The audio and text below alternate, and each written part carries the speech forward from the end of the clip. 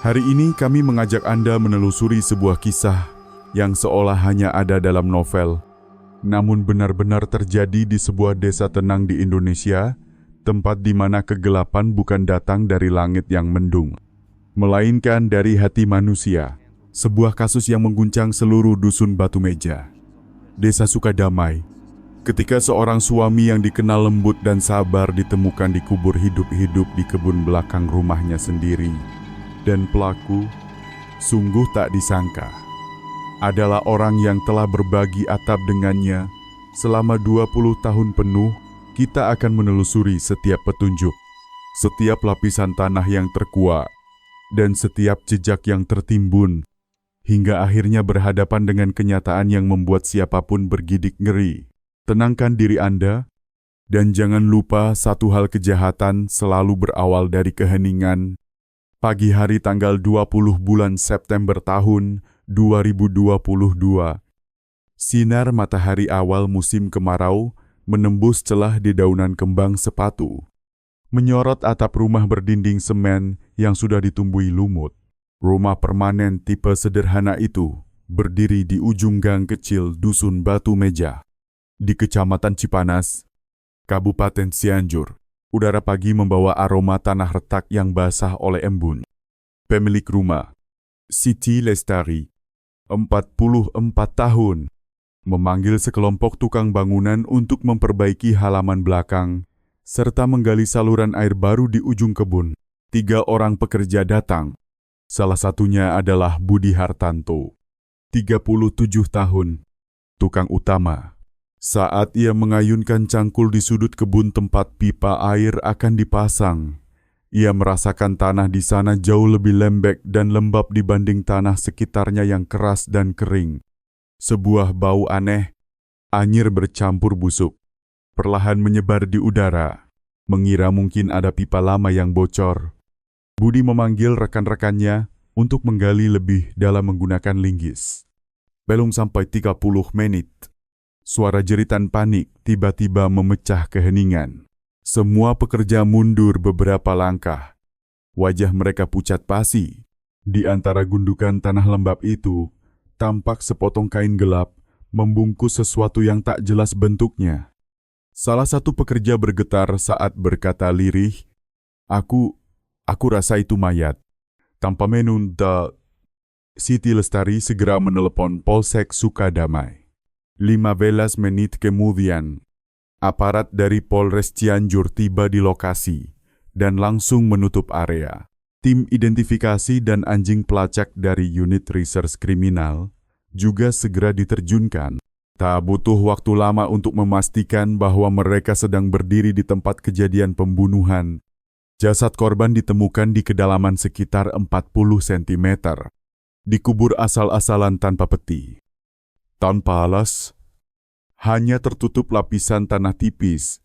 Korban adalah seorang pria berusia sekitar 40 tahun, mengenakan kaos hijau pudar, celana pendek kain, dan sandal plastik hitam.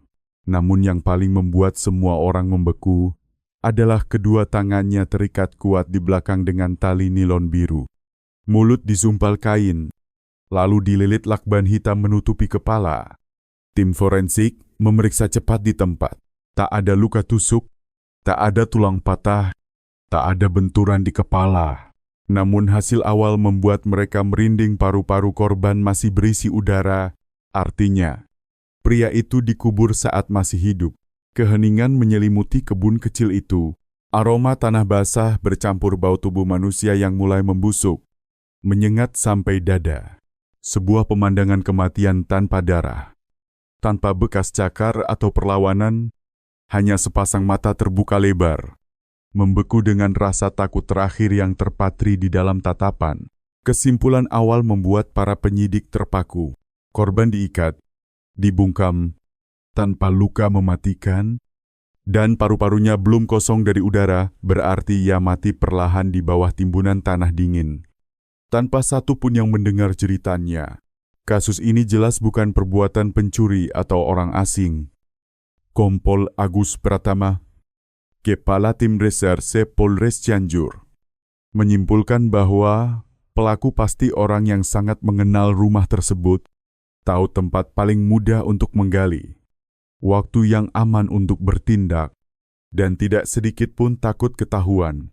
Identitas korban segera dipastikan dari pakaian dan ciri fisik. Polisi mengonfirmasi bahwa mayat itu adalah Dimas Santoso, lahir tahun 1976 pemilik rumah itu sendiri.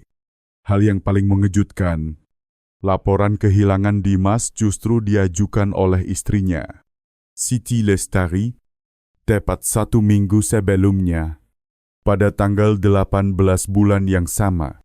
Sejak saat itu, kasus orang hilang resmi berubah menjadi penyelidikan pembunuhan berencana. Catatan desa menunjukkan bahwa pasangan Dimas dan Siti telah tinggal di Dusun Batu Meja sejak tahun 2003. Mereka tidak memiliki anak, hidup sederhana di rumah permanen kecil dengan bengkel kayu di belakang. Dimas bekerja sebagai pengrajin kayu, tertutup, jarang bepergian lebih dari 2 hari. Sementara Siti sehari-hari berjualan buah di pasar desa. Tetangga menggambarkan Dimas sebagai pria tenang, tidak suka minum, tidak bergaul banyak. Siti tampak lambu dan sopan, tak pernah menimbulkan gosip. Namun penyidik mulai mencium kejanggalan. Hari ketika Siti melapor suaminya hilang, ia mengatakan bahwa Dimas pergi mengantar pesanan mebel ke kota Sukabumi dan belum kembali. Tapi pada hari yang sama, Siti malah pergi ke kota Tasikmalaya untuk menengok kerabat dan menghilang beberapa hari. Salah satu tetangga, Pak Slamet, 55 tahun, yang tinggal bersebelahan, bersaksi malam tanggal 17. Saya masih dengar suara Pak Dimas mengetuk-ngetuk di bengkel kayunya. Tapi lewat jam 8 malam, tiba-tiba sunyi. Semula ia mengira Dimas hanya pergi sebentar. Tak menyangka bahwa malam itu menjadi awal dari misteri. Waktu pun terangkai Dimas dinyatakan hilang sejak malam 17. Jasadnya ditemukan tanggal 25 tepat 8 hari. Kemudian, pelaku tidak hanya punya cukup waktu, tapi juga tahu persis bahwa korban sedang sendirian malam itu dan cukup tenang untuk melakukan tindakan keji mengubur seseorang yang masih bernapas. Begitu identitas korban terkonfirmasi, tim penyidik segera menelusuri seluruh hubungan pribadi, keuangan, dan urusan sipil Dimas selama 3 tahun terakhir. Meski hidup tertutup, Dimas rupanya sempat terlibat beberapa perselisihan kecil dalam urusan dagang di sebuah laci tua di bengkel kayunya. Polisi menemukan buku catatan lusuh dengan sampul menguning. Di dalamnya hanya ada 3 baris tulisan tangan Taufik, 30 juta. Fajar, 20 juta. Nurdin, urusan tanah belakang.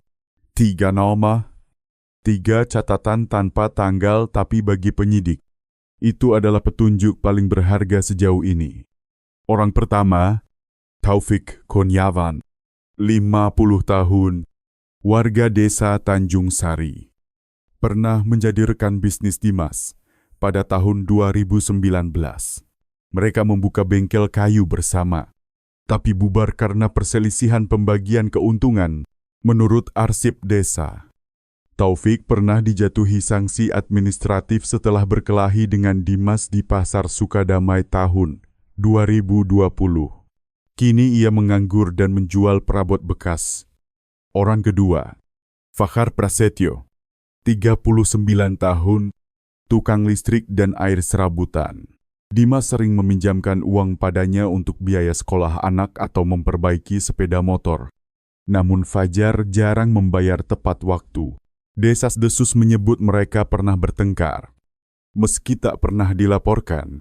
Orang ketiga, Nurdin Maulana, 52 tahun, tinggal tepat di sebelah rumah korban. Keluarganya pernah berselisih dengan pasangan Dimas Siti mengenai batas tanah di belakang musala desa. Setelah beberapa kali mediasi, pemerintah desa memutuskan tanah itu milik Dimas, membuat hubungan keduanya renggang. Tiawurang. 3 motif berbeda: uang, dendam, dan tanah. Namun, Ketiganya punya kesamaan mencurigakan, tak satu pun melarikan diri. Dan tak ada satu kamera pun merekam keberadaan mereka di sekitar rumah korban malam itu. Tim forensik lalu menemukan seutas tali nilon biru sepanjang 80 cm tergeletak di sudut gudang. Tali itu kotor, lembab, dan berbau tanah. Analisis memastikan bahwa jenisnya identik dengan tali yang mengikat tangan korban. Namun tak ada bekas darah atau tanda tarikan kuat. Sidik jari di permukaannya samar dan nyaris tak bisa diidentifikasi. Saat itu juga, penyidik menemukan petunjuk baru dari satu-satunya kamera CCTV warung berjarak 50 meter dari rumah Dimas. Tepat pukul 21 malam tanggal 17, terlihat seorang pria mengenakan jaket gelap dan topi, mengendarai Honda Supra X merah melintas di depan gerbang rumah korban.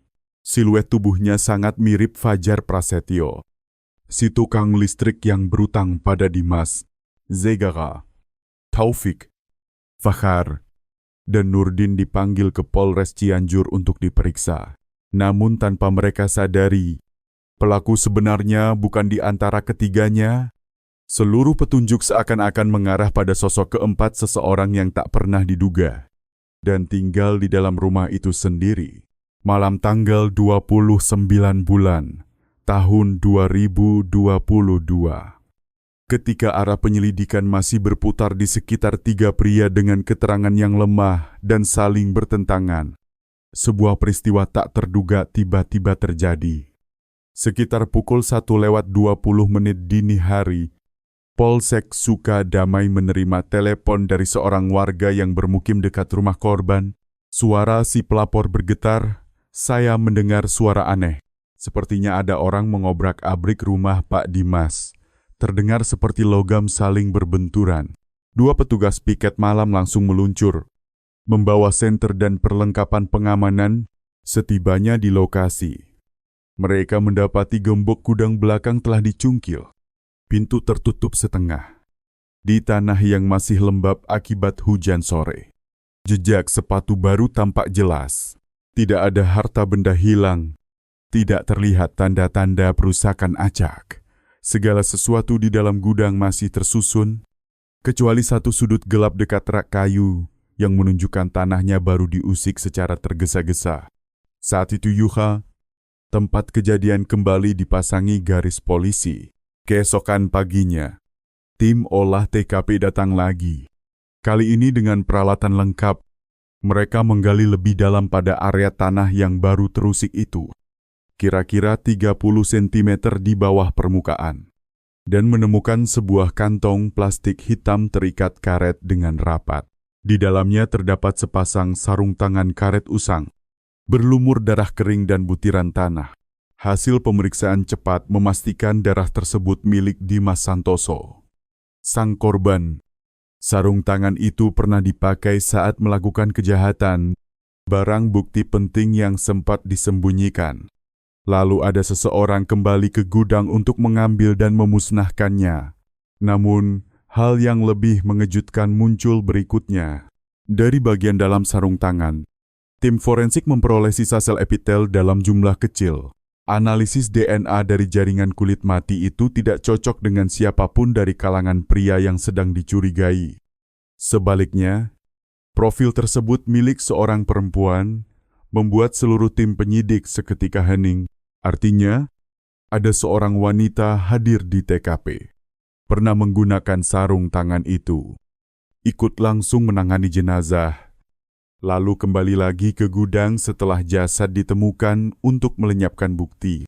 Sebuah arah penyidikan baru pun langsung dibuka. Pada saat yang sama, seorang keponakan sepupu Dimas menyerahkan sebuah telepon genggam lama yang pernah dia bantu perbaiki.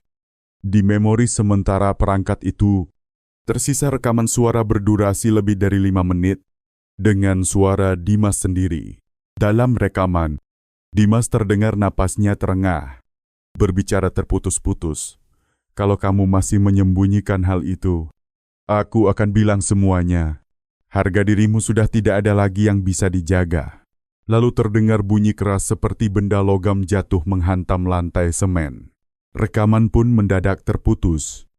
Hal itu, apa? Siapakah perempuan yang disebut oleh Dimas? Pertanyaan-pertanyaan tersebut makin jelas arahnya. Dan semua mata dalam tim khusus mulai beralih menatap Siti Lestari. Sang istri, tanggal 30 bulan, tahun 2022. Hasil uji DNA dari sel epitel di sarung tangan dikirim dari Laboratorium Forensik Polda Jawa Barat. Profil biometrik cocok sempurna dengan satu nama Vina Kurnia. Lahir tahun 1986.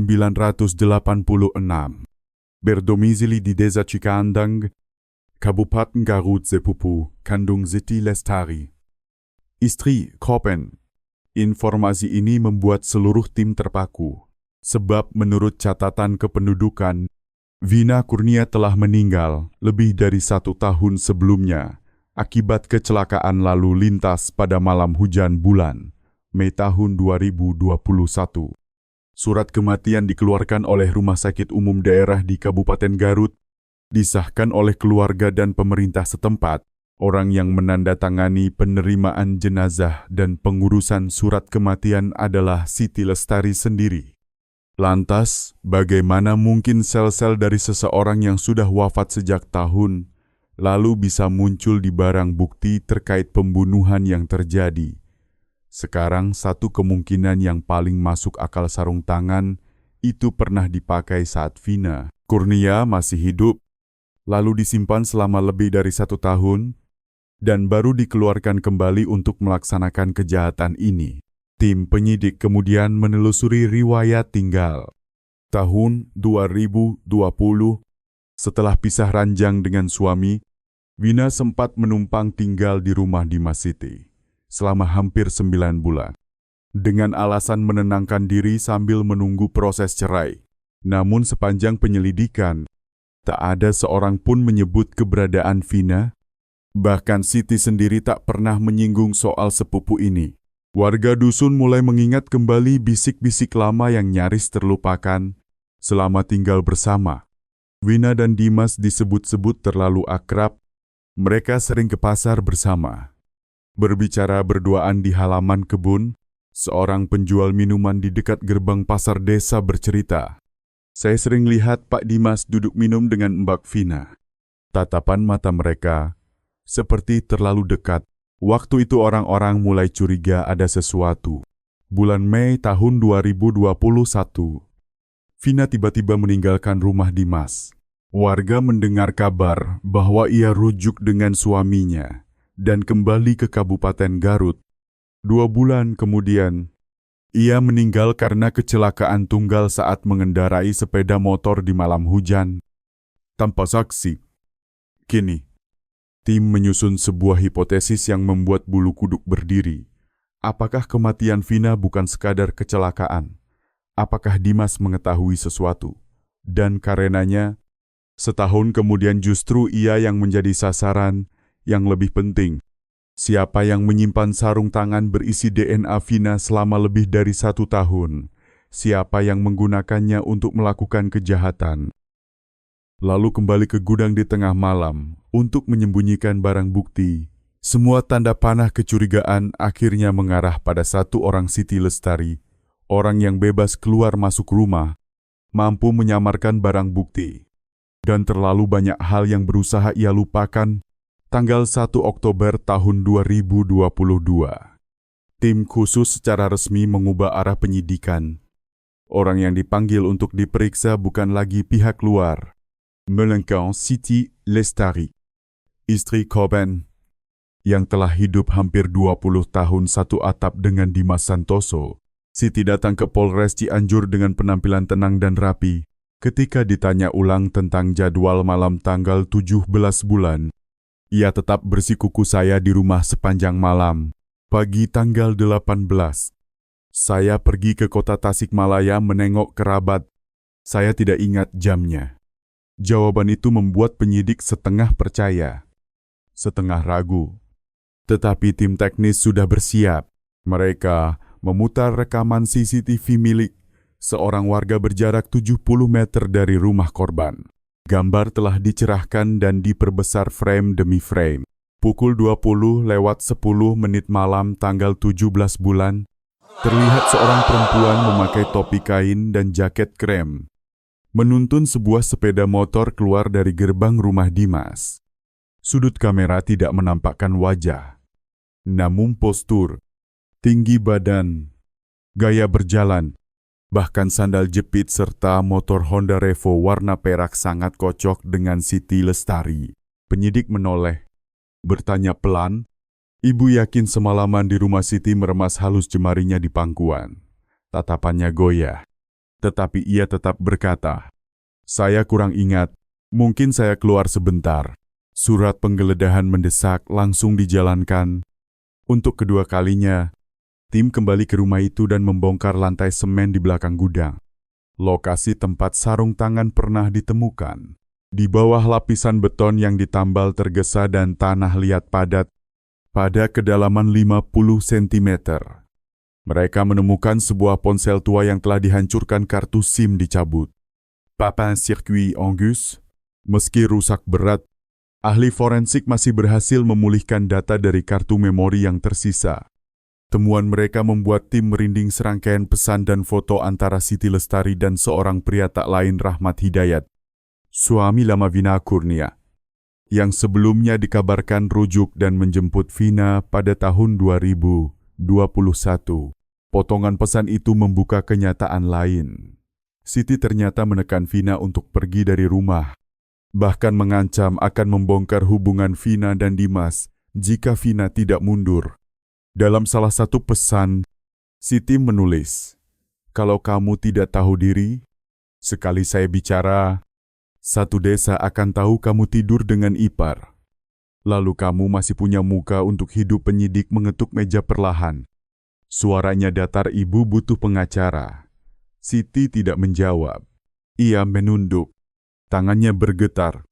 Matanya menatap foto terakhir pada monitor Dimas duduk minum bersama Vina di depan gerbang pasar. Jemari bersentuhan. Tatapan tak mampu menyembunyikan kedekatan. Keheningan 3 menit yang panjang. Lalu Siti mengembuskan napas sangat pelan, seolah melepaskan sesuatu yang telah tergenggam terlalu lama. Hampir 3 jam duduk di hadapan penyidik, Siti Lestari belum mengucapkan apapun yang berarti. Ia hanya mengulang bahwa ia tidak ingat dan semuanya salah paham. Namun ketika gambar Dimas bersama Vina di warung pinggir jalan, tatapan lembut, sentuhan tangan tanpa sengaja tampil terang benderang, Siti mendadak bungkam. Penyidik tidak menekan. Mereka membiarkan hening menyelimuti ruangan interogasi yang pekat seperti langit sebelum badai. Akhirnya Siti mengangguk kecil. Suaranya serendah desau angin menyisir pelepah pinang ia. "Saya yang lakukan, tapi saya tidak berniat membunuhnya. Saya cuma mau memberi pelajaran, tidak menyangka dia benar-benar mati." Kata-kata itu jatuh berat di lantai semen yang dingin. Siti mulai bertutur perlahan dan terputus tentang rasa sakit yang menumpuk hampir 1 tahun ketika Vina datang menumpang. Siti mengasihani sepupunya, bahkan memberikan ranjang untuknya. Namun lama-kelamaan, Siti merasakan perubahan di tatapan suaminya, kelembutan yang sudah lama tak ia terima dari Dimas. Ia mulai curiga, mengamati, lalu diam-diam membaca pesan-pesan. Ada malam-malam ketika ia menangis tanpa suara di kebun belakang. Takut malu, takut omongan tetangga, hingga malam naas itu, setelah cekcok kecil soal uang, Dimas, dalam amarah, mengancam, "Kalau aku bongkar urusanmu dengan suami Vina ke seluruh kampung, kita lihat masih bisa kau pertahankan wajah suci itu atau tidak." Kalimat itu menjadi sumbu yang menyalakan batas terakhir dalam diri Siti. Malam tanggal 17 bulan, setelah Dimas teler dan terlelap di ranjang, Siti mengikat kedua tangan suaminya dengan tali nilon, menyumpal mulutnya dengan kain, lalu membalut kepalanya dengan lakban hitam agar tak bisa berteriak. Ia menyeret Dimas ke halaman belakang dengan gerobak kayu kecil dari bengkel. Di sudut kebun itu, tempat tanahnya lunak dan mudah digali, ia menyendok tanah sekop demi sekop menimbun suaminya. Ketika erangan kian melemah dan tinggal sunyi, ia berdiri, menepuk tangannya, dan masuk kembali ke rumah. 8 hari berikutnya, ia hidup seolah tak terjadi apa-apa, tetap ke pasar, tetap menyapa tetangga, tetap makan seorang diri di meja bambu di teras. Dan malam tanggal 20 bulan, ketika mendengar tukang bangunan menemukan jasad, Siti diam-diam kembali ke TKP, membawa gembok hudang, dan mencoba menyembunyikan sarung tangan yang dulu ditinggalkan Vina, berharap menyesatkan arah penyidikan. Waktu menguburnya dia masih hidup. Bukan, tanya penyidik. Siti terdiam lama, lalu mengangguk, sebuah anggukan ringan yang membuat udara ruangan seketika mendingin beberapa derajat. Pagi tanggal 2 Oktober tahun 2022, Siti Lestari resmi ditetapkan sebagai tersangka pembunuhan dengan keadaan yang sangat memberatkan. Kabar itu menyebar cepat di desa Sukadamai, bagai angin puyuh yang melintasi sawah-sawah basah. Setelah hujan, warga berjejal memenuhi dua sisi jalan. Ketika polisi menggiring Siti Lestari keluar dari rumah permanen tempat ia dasong hampir 20 tahun. Tidak ada seorang pun bersuara. Tidak ada yang berani percaya. Seorang perempuan yang tiap hari menata lapak buah di pasar desa, yang selalu tersenyum lembut menyapa kenalan, yang kerap mengundang tetangga minum teh di teras, ternyata bisa menjadi sosok yang mengikat tangan, membungkam mulut, dan mengubur suaminya hidup-hidup. Seorang tetangga berseru ketika mobil khusus kepolisian melintas. Dia tidak pernah meninggikan suara pada suaminya. Belasan tahun hidupnya seperti patung kayu.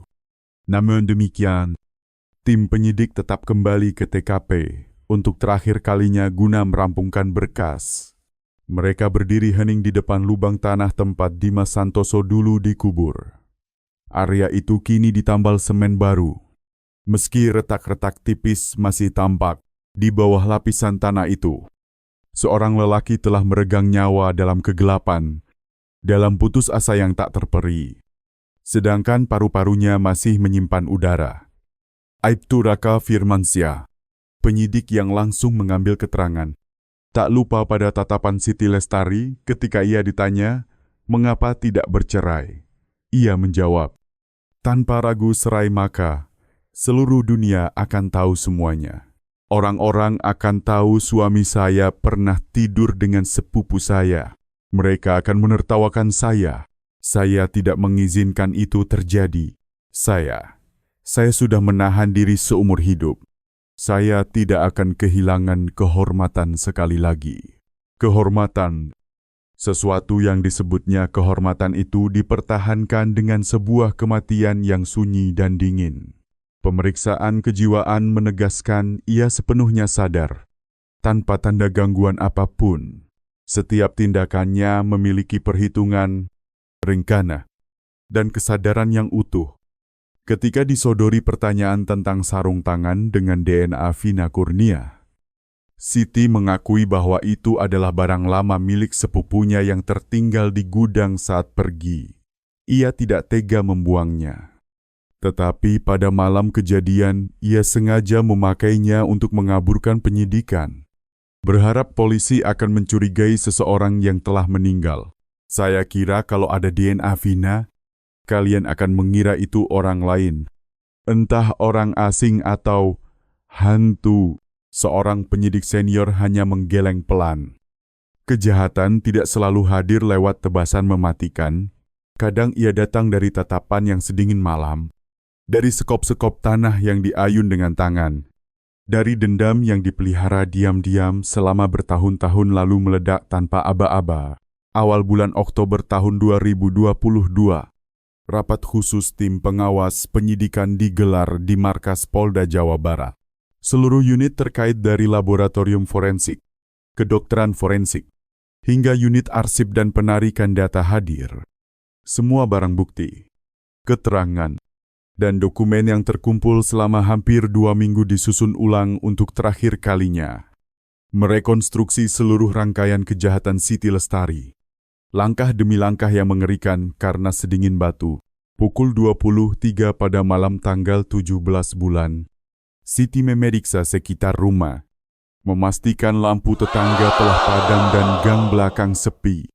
Pukul 23:20, Dimas Santoso telah terlelap setelah beberapa gelas minuman keras. Ia lalu mengikat kedua pergelangan tangan suaminya di belakang dengan tali nilon biru. Saat Dimas tersentak bangun dan belum sempat bereaksi, Siti menyumpal mulut dengan kain, melilitkan lakban di sekitar kepala. Dalam beberapa menit saling tarik. Ia menekan kuat, tidak membiarkan Dimas berteriak. Ia menyeret suaminya ke halaman belakang, memakai gerobak kayu kecil yang biasa dipakai mengangkut serpihan kayu di bengkel, tepat di antara dua rumpun pisang. Di lokasi lubang yang sudah digali sejak sore dengan alasan menanam pohon nangka. Tanah ditimbun gelontang demi gelontang, dingin dan tanpa ampun. Saat tanah mulai menutupi dada, Dimas masih meronta ringkan. Ketika timpuan mencapai leher, rintih itu padam. Siti sempat terdiam beberapa detik, lalu meneruskan menutup lubang. Orang-orang tak sadar, tengah membuang sampah semuanya berlangsung kurang dari 30 menit. Setelahnya, ia mencuci tangan, berganti pakaian, dan tidur lagi seakan tak terjadi apapun. Pagi berikutnya, ia melapor ke Polsek Sukadamai bahwa suaminya hilang, memainkan peran istri yang cemas, lalu berangkat ke kota Tasikmalaya, menjenguk kerabat sesuai rencana, agar tak menimbulkan kecurigaan. Kisah ini seolah selesai. Tetapi justru tindakannya kembali ke gudang pada malam tanggal 29 untuk memusnahkan barang bukti membuat semua runtuh satu langkah keliru. Sekali menoleh, sedikit terlalu percaya diri. Dan semuanya tumbang seperti domino. Di rutan, Siti tetap tenang. Ia tidak menangis, tidak marah, tidak memohon. Hanya sesekali matanya berhenti lama pada tembok putih, seakan melihat sosok yang telah tiada. Yang paling membekas bagi para penyidik bukan cara membunuhnya, melainkan 8 hari setelah itu ketika Siti hidup seperti biasa di atas makam suaminya yang belum kering, menyeduh minuman, mencuci sayur, duduk makan, sementara di bawah telapak kakinya seorang lelaki masih sempat bernapas ketika dikuburkan. Ada kejahatan yang tak memerlukan pisau, tak membutuhkan darah. Mereka hanya butuh seseorang yang cukup berat, cukup syarat dendam, dan cukup mahir menyembunyikan badai di balik wajah yang lembut. Tanggal 2 Oktober tahun 2022 di Pengadilan Negeri Cianjur. Sidang pertama terhadap terdakwa Siti Lestari digelar di bawah pengawasan khusus. Sementara mata publik seantero wilayah tertuju pada perkara ini. Sejak pagi buta, ratusan orang telah berkumpul di depan gerbang pengadilan, termasuk mantan tetangga yang dulu akrab, yang pernah minum cendol bersamanya di halaman rumah. Terdakwa dihadirkan dengan jaket koklat muda, rambut diikat rapi, wajah tanpa rias, namun tetap tampak tenang hingga dingin. Sepanjang paruh pagi, ia hampir tak menatap siapapun di ruang sidang, kecuali kursi kosong di sampingnya, tempat yang mestinya diduduki suaminya yang telah tiada. Surat dakwaan setebal 27 halaman dibacakan perwakilan jaksa di hadapan majelis, merinci tiap langkah kejahatan, tiap barang bukti, tiap tindakan menghilangkan jejak mulai dari rekayasa TKP hingga aksi kembali untuk memusnahkan sarung tangan. Ketika ketua majelis bertanya, apakah terdakwa ingin menyampaikan sesuatu soal alasan tindak pidana? Siti berdiri perlahan. Suaranya seringan hembus angin. Saya sudah hidup 20 tahun dalam cangkang yang saya bangun sendiri. Semua orang mengira saya istri yang baik, tetapi saya tahu, di matanya, saya tidak pernah cukup. Ruang sidang hening. Saya telah memaafkannya berkali-kali, namun ketika saya tahu dia ingin menelanjangi saya, mendorong saya ke mulut gunjingan, saya tidak bisa menerima. Saya memilih mengakhiri semuanya. Pengacara yang ditunjuk pengadilan tak mengajukan banyak alasan pemaaf. Selain riwayat hidup baik, belum pernah dihukum, dan tindak pidana dilakukan tanpa rekan. Tetapi jaksa tetap tegas perbuatan pembunuhan ini berniat, terencana, dan sangat kejam. Korban dikubur hidup-hidup, masih sadar hingga detik terakhir. Ini adalah pelanggaran berat terhadap martabat, moral, dan tata susila, mengusik ketertiban umum, sehingga harus dihukum dengan keras. Saat putusan dibacakan, ruang sidang nyaris tanpa desis. Siti hanya menunduk, tanpa reaksi. Di bangku pengunjung, seorang perempuan tua, Ibu Sri Hartini, Ibu Dimas, pecah tangis. Ia gemetar, berpegangan pada orang di sebelahnya. Menantu saya, dia membunuh suaminya di rumah sendiri. Polisi mengiring terdakwa keluar. Menjelang ambang pintu, Siti Canci Sainek menoleh ke kursi kosong itu untuk terakhir kali, lalu melangkah pergi dalam diam. Kejahatan telah tersingkap, keadilan ditegakkan, tetapi kekosongan dalam hati orang yang masih hidup tidak mudah terisi. 3 bulan setelah sidang, rumah sederhana, tempat perkara itu, terjadi membisu seolah ditinggalkan di tengah dusun batu meja. Desa Sukadamai, rerumpun tumbuh liar. Lumut menutup anak tangga, orang-orang enggan mendekat. Tak seorang pun ingin menyebut lagi nama perempuan yang dulu disapa akrab sebagai Mbak Siti penjual buah. Kebun belakang, tempat lubang menelan nyawa suaminya, telah disemen oleh pemerintah desa. Namun warga berkata, pada malam-malam hujan, mereka masih melihat cahaya senter menari sebentar dari arah sana lalu padam. Seakan ada seseorang yang menggali dan menutup sesuatu yang belum bisa tenang. Ibu Sri Hartini, lebih dari 80 tahun, kini tinggal bersama putri sulungnya di desa sebelah. Setiap kali menyebut anak lelakinya, ia hanya bergumam satu kalimat. Dia terlalu baik, dia percaya pada orang yang salah. Kalimat itu pula yang membayangi para penyidik dalam perkara ini. Sebab kejahatan tidak muncul karena ledakan kekerasan sesaat, melainkan dari penumpukan yang sunyi, dari kebencian tanpa kata, dari rasa takut kehilangan kehormatan yang lebih besar daripada cinta kasih. Lelaki itu, Dimas Santoso, tidak tewas karena ditikam, dipukul, atau kecelakaan. Ia mati karena percaya perempuan yang tidur di sampingnya selama 20 tahun takkan melakukan hal terburuk. Dan perempuan itu, Siti Lestari, bukan berdarah dingin sejak awal. Ia pernah bersabar, menahan diri, menelan air mata demi keluarga. Namun saat cangkang itu retak, ia memilih membunuh demi menjaga kehormatan. Alih-alih menerima kenyataan dan memulai lagi.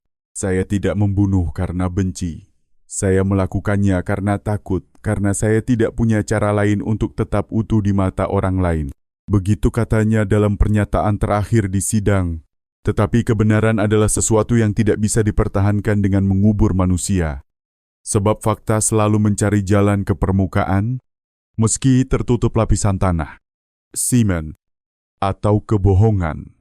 Sejak perkara ini, Polda Jawa Barat memasukkan kasus tersebut ke dalam kurikulum pelatihan penyidikan sebagai pelajaran klasik tentang psikologi kriminal di ranah keluarga. Tempat pelaku dan korban makan bersama, tidur bersama, hidup bersama. Sebelum seseorang menggali tanah untuk mengubur orang lain dalam malam, Anda telah mendengarkan keseluruhan kisah ini di Radio Kriminal. Ini bukan semata sebuah pembunuhan. Ini adalah vonis bagi masyarakat yang lebih mempertahankan muka daripada menghadapi kenyataan. Orang kerap mengira pembunuh adalah orang asing yang masuk dari pintu depan. Padahal kadang ia datang dari ranjang di sebelah. Terima kasih telah menyimak hingga akhir. Jika Anda merasa kisah ini berharga, mohon bagikan dan tekan langganan agar tidak ketinggalan perkara berikutnya.